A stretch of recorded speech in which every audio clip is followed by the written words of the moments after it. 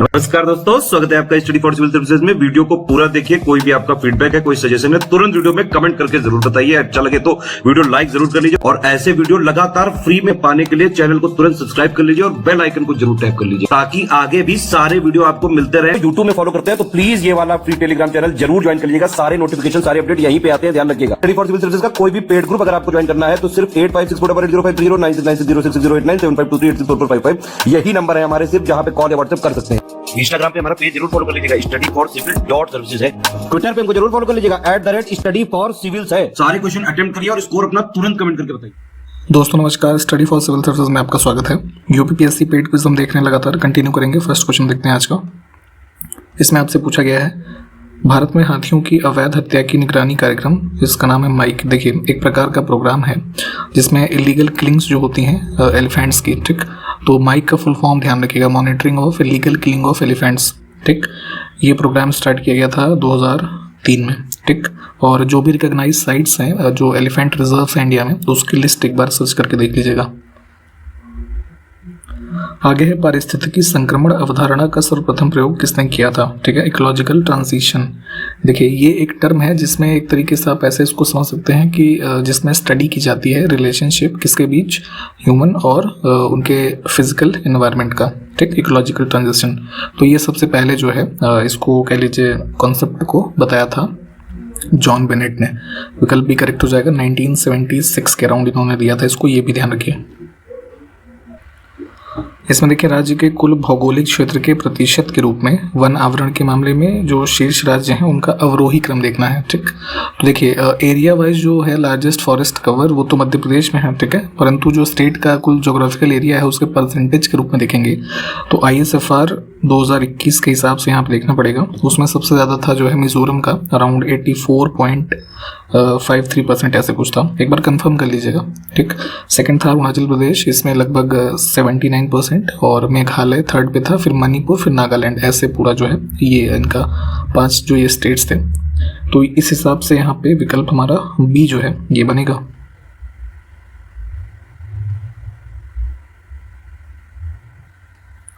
इसमें देखें, भारतीय वनस्पति सर्वेक्षण मुख्यालय जो है कोलकाता में स्थित है, वेस्ट बंगाल में। इसकी स्थापना आपको बताना है, botanical survey of India.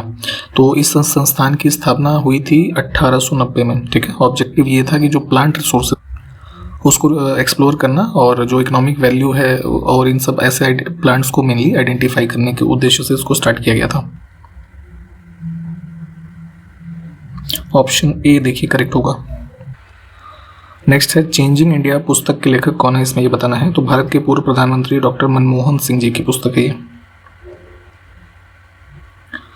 Next है, निम्नलिखित में से किसने कौमी आवाज पत्र का आरंभ किया था, ठीक।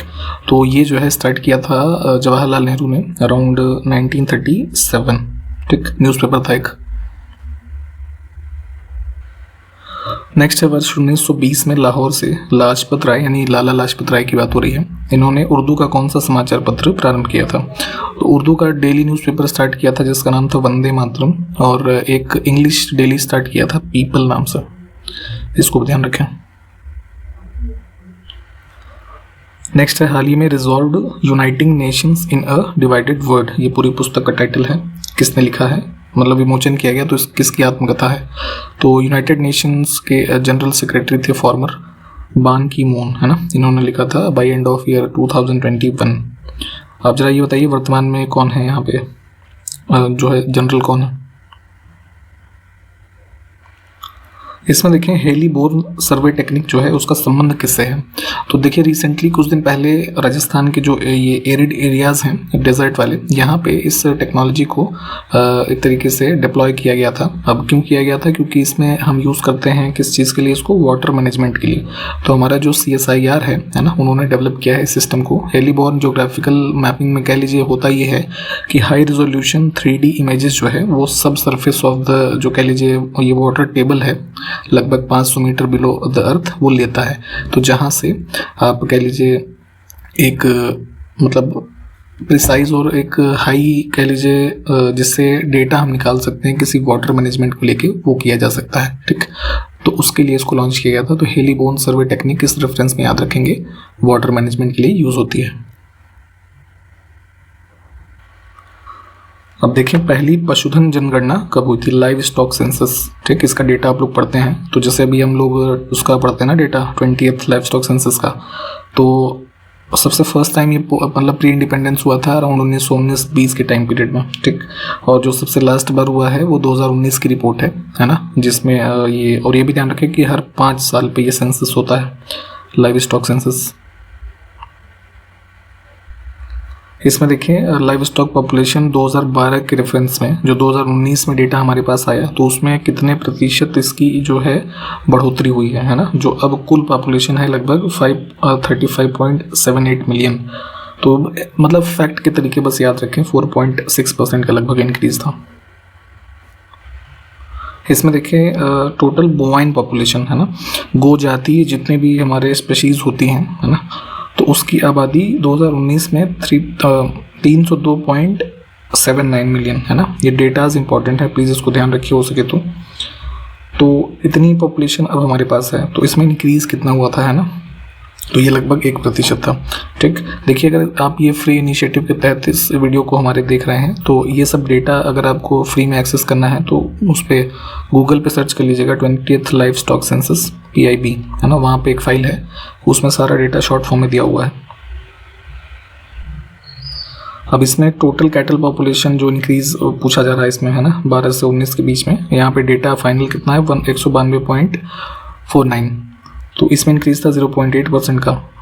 ठीक, ये सब डेटा इंपॉर्टेंट है, फैक्ट के तरीके याद रखना, यही सब पूछा जाता है अगर पूछा जाता है तो। अब इसी 20th लाइव स्टॉक सेंसस में यहाँ पे जो एनिमल्स के नेम लिखे हैं, किनकी संख्या कम हुई है पिछले सेंसस से। ठीक, तो सारे ऑप्शन देख लीजिए, डी वाला करेक्ट हो जाएगा, इन सब की संख्या कम हुई है। अब यहाँ पे इंक्रीज पूछा जा रहा है कि इनकी संख्या 2012 से 19 में बढ़ी है, तो इन सब की बढ़ी है। ठीक है, ये नाम कम से कम इम्पोर्टेंट है, ध्यान रखेंगे। अब लाइव स्टॉक सेंसस कौन सा मंत्रालय पब्लिश करता है ना, कोई डॉक्यूमेंट रिलीज करता होगा ना, तो डिपार्टमेंट ऑफ एनिमल हस्बेंड्री है, मिनिस्ट्री ऑफ फिशरीज में है ना, ये डी विकल्प ये पब्लिश करते हैं। नेक्स्ट है महामस्तकाभिषेक का संबंध जो है किससे है, तो एक प्रकार का ये आप जानते हैं कि श्रवण बेलगोला में एक गोमतेश्वर, बाहुबली गोमतेश्वर की जो एक काफ़ी बड़ी मूर्ति है ना, तो वहीं पे इसको सेलिब्रेट करते हैं। ठीक, तो इसी फेस्टिवल का संबंध इसी चीज़ से है।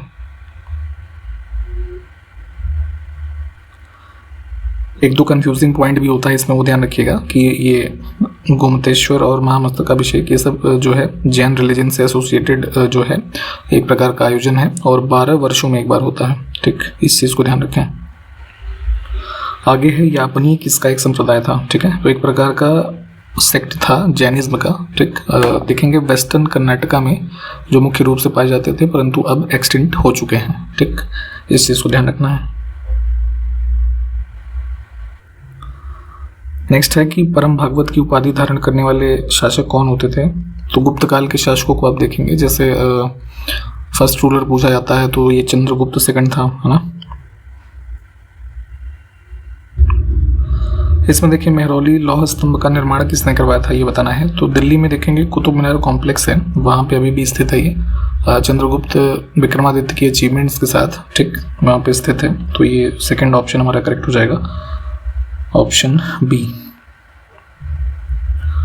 भारत में पंचवर्षीय योजना को स्वीकृत करने का अंतिम अधिकार किसको है नहीं, क्या मतलब किसको था, ये होना चाहिए। तो यहाँ पे NDC जो था, नेशनल डेवलपमेंट काउंसिल, वो 5 ईयर प्लान्स को अप्रूव करते थे। इसमें देखिए एशियन कॉन्टिनेंट के रेफरेंस में कौन सा स्टेटमेंट है ना सही नहीं है, तो सबसे बड़ी झील लिखा है लेक टंगानिका, ये गलत हो जाएगा। कैस्पियन सी को आप सबसे बड़ा लेक मान सकते हैं एशिया में। ठीक,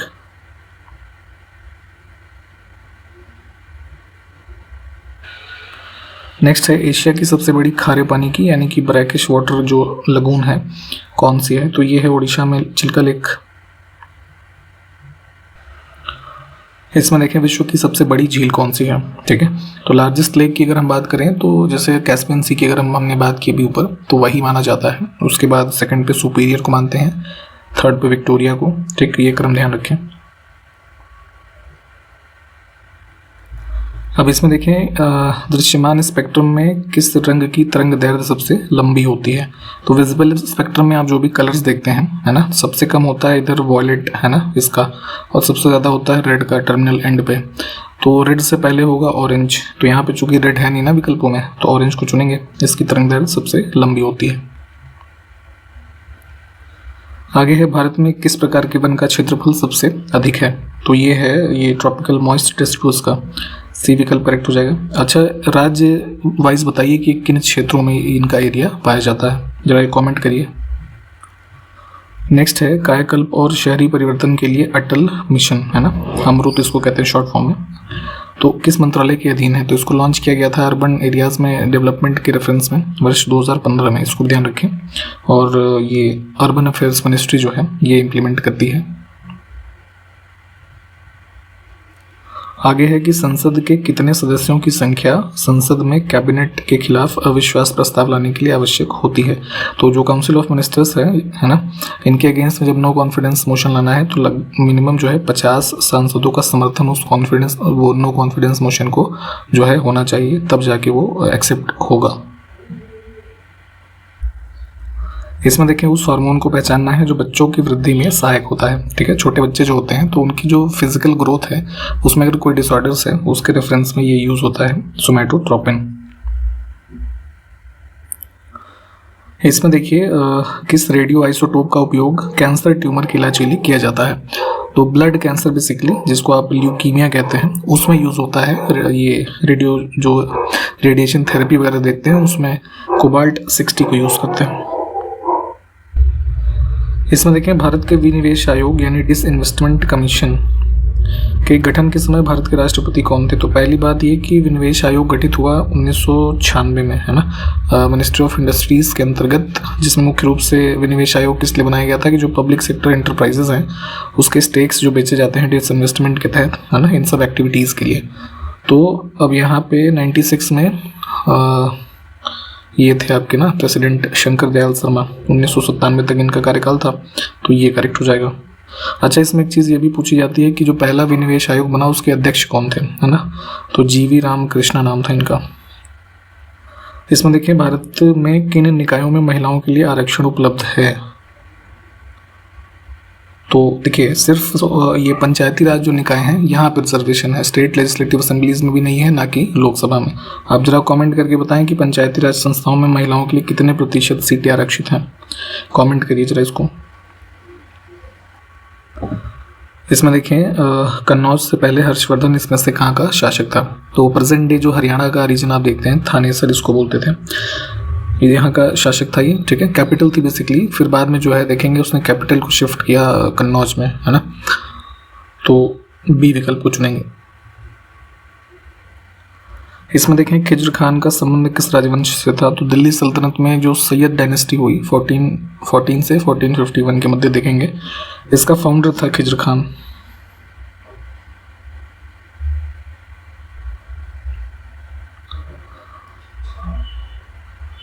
इसमें देखें डिपार्टमेंट ऑफ डिसइन्वेस्टमेंट, है ना, विनिवेश विभाग का नाम बदल करके निवेश और सार्वजनिक संपत्ति प्रबंधन विभाग, शॉर्ट फॉर्म में इसको दीपम कहा जाता है ना, ये कब किया गया।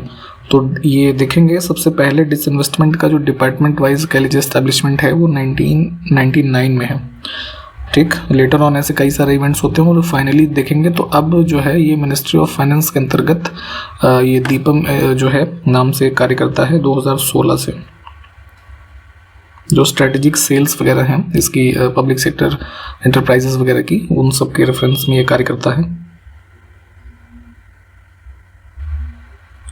इनमें से किस लोकसभा अध्यक्ष का कार्यकाल सबसे लंबा रहा है। ठीक है, तो 2 बार ये चुने गए थे उसमें लोकसभा के स्पीकर के रूप में, 1980 में और 1984 में। तो लगभग कुल 9 साल का कार्यकाल है बलराम जाखड़ का। नेक्स्ट है provision related to promotion of international peace, है ना, अंतर्राष्ट्रीय शांति और सुरक्षा को बढ़ावा देने से संबंधित प्रावधान किस भाग में वर्णित है। तो आर्टिकल 51 देख लीजिएगा डीपीएसपी में। नेक्स्ट है कि स्कैंडिनेवियाई देश किस महाद्वीप का हिस्सा है, ठीक है। तो नॉर्दर्न एरिया जो देखेंगे यूरोप का, स्कैंडिनेवियन कंट्रीज यहाँ पे स्थित हैं, जिसमें स्वीडन, नॉर्वे, आइलैंड, है ना, ये फिनलैंड, ये सब देख लीजिए, इसके जो है सदस्य देश हैं। किस याचिका के तहत निचली अदालत यानी कि जो लोअर कोर्ट है या किसी अन्य प्राधिकरण जो ट्राइब्यूनल्स वगैरह होते हैं उनके समक्ष कोई पेंडिंग मामला है तो उसको उच्च प्राधिकरण या अदालत में स्थानांतरित करने का आदेश जो अपर कोर्ट देती है वो कौन से रिट के अंतर्गत होती है, ठीक। 5 प्रकार की रिट्स होती हैं, हमने आपको पहले बताया हुआ है, आर्टिकल 32 और 226 हाई कोर्ट के रेफरेंस में इन दोनों को देख लीजिएगा। तो इसमें सर्श्योरारी की जो रिट होती है उत्प्रेषण, ये इशू की जाएगी इस रेफरेंस में। इसमें देखें इन स्थानों में से वो उसको चुनना है जहां गुरुत्वाकर्षण बल अधिकतम हो। तो अर्थ के सरफेस पे अगर इन स्थलों में हम देखेंगे तो इक्वेटर से जैसे जैसे आप पोल्स की तरफ जाएंगे, नॉर्थ पोल और साउथ, तो इन एरियाज में आपको किसी बॉडी का वेट बढ़ता हुआ दिखेगा, है ना। तो क्या होता है कि इस इक्वेटर के रेफरेंस में इन एरियाज में यानी कि पोल्स पे ग्रेविटेशनल फोर्स जो है वो ज्यादा है। नेपाल का राष्ट्रीय खेल इसमें से कौन सा है, तो यहाँ पे है वॉलीबॉल। नेक्स्ट है इसमें से किसने वेदों की ओर लौटो का नारा दिया, जो हमारे वेद हैं, ठीक, उनके रेफरेंस में ये स्लोगन दिया गया इनके आर्य समाज के फाउंडर स्वामी दयानंद सरस्वती के द्वारा। उनका नाम यहाँ पे लिखा नहीं है तो नन ऑफ द अबव को चुनेंगे। नेक्स्ट है भारत के राष्ट्रपति को उनके कार्यकाल की समाप्ति से पूर्व महाभियोग लगाने के लिए किसकी अनुशंसा अनिवार्य है, ठीक है। तो इम्पीचमेंट जो होता है, मान लीजिए टर्म से पहले, इस रेफरेंस में आर्टिकल 57 और ये नहीं 66 है, एक बार कंफर्म करिएगा, 66 और 71 इन दोनों में देख लीजिएगा, प्रोविजंस दिए हुए हैं यहाँ पे। दोनों हाउसेस से जो रेजोल्यूशन पास होता है, ठीक है, तो जाके इम्पीचमेंट होता है, वही इसमें पूछा गया था। इसमें देखें बौद्ध ग्रंथ और उनके रचयिता के संदर्भ में गलत युग को चुनना है, तो पहला ही गलत है। सौंदरानंद बेसिकली एक प्रकार का संस्कृत टेक्स्ट था जिसके लेखक हैं अश्वघोष, है ना। बाकी के 3 ठीक है, इनको देख लीजिए। यहाँ पे जो भी कंपोनेंट लिखे हैं हमें फूड सिक्योरिटी सिस्टम के रेफरेंस में एक कंपोनेंट को चुनना है। तो फूड सिक्योरिटी को इंश्योर करने के लिए एक बफर स्टॉक होना जरूरी है, ठीक, जिसका कार्य भारत में मुख्य रूप से कौन करता है, FCI, है ना, food corporation of India. Next है राजा जनता के लिए बना है, जनता राजा के लिए नहीं, ठीक है। नेशनल मूवमेंट के दौरान ये स्टेटमेंट फेमस जो है किसने दिया था, तो ये स्टेटमेंट्स काफ़ी इंपॉर्टेंट होती हैं, प्लीज़ ध्यान रखा करिए। दादा भाई नौरोजी ने स्टेटमेंट दिया था ये। आगे देखिए भारतीय चिकित्सा अनुसंधान परिषद, है ना, ICMR, इनके अनुसार भारत में ग्रामीण क्षेत्र के लिए स्वीकृत औसत कैलोरी आवश्यकता किसी इंडिविजुअल के लिए क्या है ना। तो प्रतिदिन अगर कैलोरी वैल्यू देखें एक बॉडी को कितनी रिक्वायर्ड होती है, तो यहाँ पे बताया गया है जो है ग्रामीण एरिया के लिए 2400 है और शहरी एरियाज के लिए 2100।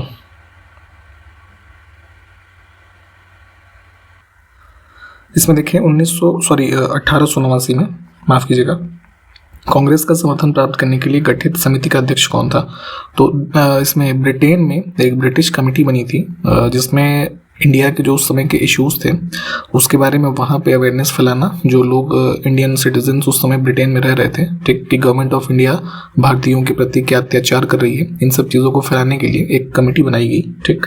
तो उसी के लिए पूछ रहे हैं कि इसका अध्यक्ष कौन था, तो W. वेडरबर्न, ठीक, ये अध्यक्ष थे और विलियम डिग्बी जो है सेक्रेटरी थे। और इस कमेटी को बनाने के पीछे जो लोग थे व्योमेश चंद्र बनर्जी, दादा भाई नौरोजी, ठीक है, और चार्ल्स बारलॉ करके एक था, है ना, ये सब लोग थे। थोड़ा डिटेल में चाहे तो इसको देख लीजिएगा।